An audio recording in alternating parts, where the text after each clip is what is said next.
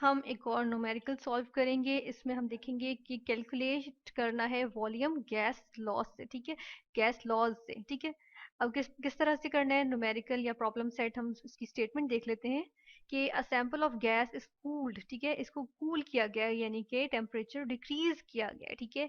यानी कि अगर हम यहाँ पर देखें तो इनिशियल टेम्परेचर यानी कि 30 डिग्री सेल्सियस से 10 डिग्री सेल्सियस पे लाया गया है, ठीक है। यानी हम देख रहे हैं कि टेम्परेचर क्या हो रहा है, कूल किया गया यानी कि टेम्परेचर डिक्रीज किया गया। यानी कि अगर हम साथ के साथ लिखते हैं कि ये हमारे पास फिर क्या हुआ, फ्रॉम का मतलब है T1 आ गया यानी कि इनिशियल टेम्परेचर, ठीक है। और उससे डिक्रीज होकर कितने पे चला गया है, ये चला गया है कूल किया मतलब डिक्रीज का टेम्परेचर यानी कि T2 ये आ गया हमारे पास, ठीक है। हम इनको T1 कह लेते हैं 30 डिग्री सेल्सियस को, जो कि इनिशियल टेम्परेचर था। हमारे पास फर्स्ट इन्फॉर्मेशन आ गई, फिर टेम्परेचर के मुताबिक सेकंड जब इन्फॉर्मेशन आई तो उसको हमने T2 कह दिया, ठीक है।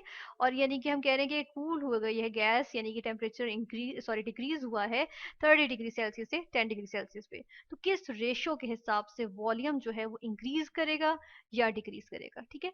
अब वॉल्यूम एक्चुअली होता क्या है, वॉल्यूम होता है स्पेस ऑक्यूपाइड, ठीक है, स्पेस ऑक्यूपाइड। और यूजुअली जो हम स्पेस की बात करते हैं तो वो हम यहाँ पर जो बात करते हैं ऐसी चीजें जो फ्लो कर सकें। हम सॉलिड की भी बात करते हैं स्पेस की, लेकिन यह है कि हम ज्यादातर जो बात करते हैं जो चीजें फ्लो कर सके ना, जिनको हम कहते हैं फ्लूइड्स। अब फ्लो क्या क्या कर सकते हैं, सॉरी, लिक्विड्स कर सकते हैं, फ्लो कर सकते हैं, और गैसेस फ्लो कर सकती है, ठीक है। तो हम कहते हैं कि वॉल्यूम जो है वो एक गैस का गैस फ्लो कर सकती है, उसका वॉल्यूम जो है वो हम देखेंगे कि वो कितने स्पेस ऑक्यूपाई करती है, ठीक है। तो हम देखेंगे गैस लॉ से, ठीक है। अब देखेंगे हम यहाँ पर कि कौन सा गैस लॉ लगता है यहाँ पे, ठीक है ना। अब यहाँ पर देख लेते हैं कि वॉल्यूम इंक्रीज कर रहा है या डिक्रीज कर रहा है। इसका मतलब है कि एक हमारे पास V1 होगा और एक जो है वो V2 होगा, ठीक है। क्योंकि यहाँ पर हम देखें तो कांस्टेंट प्रेशर है, ठीक है ना। और वॉल्यूम जो है वो ये तो इंक्रीज करेगा या डिक्रीज करेगा, मतलब कि वॉल्यूम चेंज होगा, यानी कि एक वॉल्यूम अब एक हालत से दूसरी हालत में जाएगा, यानी V1 से वो V2 में जाएगा। जो पहली हालत होगी वॉल्यूम की उसे हम V1 कह देते हैं, जो दूसरी होगी उसको V2 कह देते हैं, ठीक है।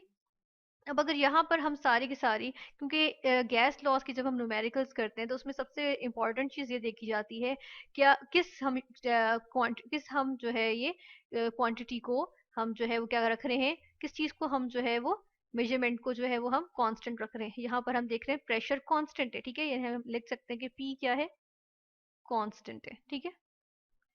और हम क्या देख रहे हैं, टेम्परेचर और वॉल्यूम का जो है वो इनका आपस में जो है वो रिलेशन देख रहे हैं। तो अगर इसके मुतालिक हम देखें तो हमें पता चलता है कि चार्ल्स लॉ, हम चार्ल्स लॉ की बात कर सकते हैं, चार्ल्स लॉ, ठीक है।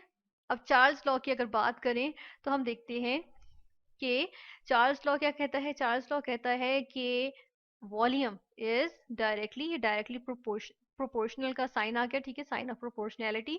वॉल्यूम के लिए capital V is directly proportional to क्या चीज, टेम्परेचर, ठीक है। कब, जबकि कांस्टेंट प्रेशर हो, एट कांस्टेंट प्रेशर, ठीक है। अब डायरेक्टली प्रोपोर्शनल होने का मतलब क्या होता है, यानी कि अगर वॉल्यूम इंक्रीज करेगा तो टेम्परेचर भी इंक्रीज करेगा, ठीक है। या टेम्परेचर इंक्रीज करने से वॉल्यूम इंक्रीज करता है, ठीक है। यानी और हम कहते हैं कि टेम्परेचर डिक्रीज करें तो वॉल्यूम भी क्या कर जाता है, डिक्रीज कर जाता है, ठीक है। तो इससे तो हमें पहले ही पता चल गया कि जब यहाँ पर टेम्परेचर क्या हो रहा है, टेम्परेचर यहाँ पर हम डिक्रीज कर रहे हैं, ठीक है। यानी कि टेम्परेचर, टेम्परेचर के लिए हम कैपिटल T लिखते हैं, ठीक है, और हम लिखते हैं डिक्रीज्ड। जब टेम्परेचर डिक्रीज्ड तो क्या होगा, वॉल्यूम क्या होगा, वॉल्यूम डेफिनेटली क्या होगा, क्योंकि डायरेक्टली प्रोपोर्शनल है ना, जो एक चीज होगी उसके अकॉर्डिंग दूसरी चीज भी वही होगी। यानी कि अगर टेम्परेचर इंक्रीज कर रहे हैं तो वॉल्यूम क्या होगा, डिक्रीज हो जाएगा, ठीक है। टेम्परेचर डिक्रीज करने से वॉल्यूम डिक्रीज। तो पहली बात तो हमें पता चल गई कि वॉल्यूम डिक्रीज होगा, ठीक है। दूसरी चीज हम ये देख लेते हैं कि कितने किस रेशो से जो है वो वॉल्यूम डिक्रीज होगा। तो ये देखने के लिए हम चार्ल्स लॉ का ही अगर हम देखें कि फर्दर हम इसको जो है वो कैलकुलेशंस करते हैं, जो हमारे पास यहाँ पर इक्वेशन आ जाती है वो कुछ इस तरह से होती है कि V1 डिवाइडेड बाय T1, ठीक है, equals V2 divided by T2, इस तरह से आ जाती है, ठीक है। अब ऐसा करते हैं कि इसकी जो है वो हम यहाँ पर वैल्यूज पुट करते हैं, वैल्यूज पुट करना स्टार्ट करते हैं। V1 हमें तो नहीं पता, ठीक है, ये गिवन ही नहीं है, चलें इसको हम V1 लिख देते हैं। T1 क्या है, T1 हमें पता है 30 है, हम लिख देते हैं 30 डिग्री सेल्सियस, ठीक है। फिर हम देख लेते हैं इक्वालिटी का साइन आ जाएगा। V2 क्या है, V2 उसने नहीं दिया, चले हम V2 ही लिख देते हैं, ठीक है। और T2 क्या है, T2 यहाँ से हमें पता चल रहा है 10 डिग्री सेल्सियस है, 10 डिग्री सेल्सियस लिख देते हैं, ठीक है। अब एक काम करते हैं कि हम यहाँ से किस तरह से निकालेंगे, हम इस तरह से निकालेंगे कि इसको यहाँ से उस तरफ को ले जाते हैं, ठीक है। इसको हम दूसरे एरो एरो जो है वो डिफरेंट कलर से शो करते हैं कि ये इक्वालिटी के उस साइड तरफ जाएगा तो न्यूमरेटर में आ जाएगा, ठीक है। अब जो है वो इसको हम सॉल्व करते हैं। सॉल्व करते हुए हमें क्या करना पड़ेगा, हमें जो है वो यहाँ पर हम देख लेते हैं कि V1 यहीं पे रहेगा, ठीक है, is equal to 30 degree Celsius, ठीक है। फिर क्या लिखा, V2 लिखा, ठीक है, डिवाइडेड बाय 10 डिग्री सेल्सियस, ठीक है। ये आ गया। अब डिग्री सेल्सियस हम देख रहे हैं दोनों तरफ, एक तरफ न्यूमरेटर में है एक तरफ डिनोमिनेटर में, ही कैंसिल करते हैं, ठीक है। अब क्या रह जाता है, ये 30 है डिवाइडेड बाय 10 है, 10 का 0 और 30 का 0 कैंसिल हो गए, ठीक है। अब हमारे पास क्या अमाउंट बची है, हमारे पास वैल्यू क्या बची है, ये हो गई 3V2, ठीक है। ये हमारे पास जो है वो आ गई, हम क्या कह सकते हैं कि ये एक हमारे पास जो है वो टर्म आ गई है जिसकी हम जो है वो रोशनी में डिफाइन कर सकते हैं कि डिक्रीज किस तरह से हुआ है वॉल्यूम। कि हम देख रहे हैं कि V1 इन ओरिजिनल वॉल्यूम, ये ओरिजिनल वॉल्यूम है ना, तो V2 जो है वो 3 दफा हम V2 को लेंगे तो वो किसके बराबर होगी, V1 के बराबर होगी, ठीक है।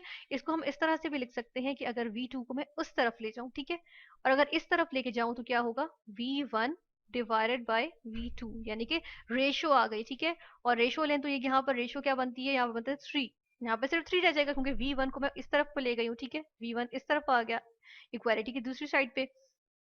फिर हम ये देख लेते हैं कि 3 है, अब यहाँ से करें तो डिवाइडेड बाय 1 भी कर सकते हैं या फिर हम सिर्फ 3 भी कह सकते हैं, ठीक है।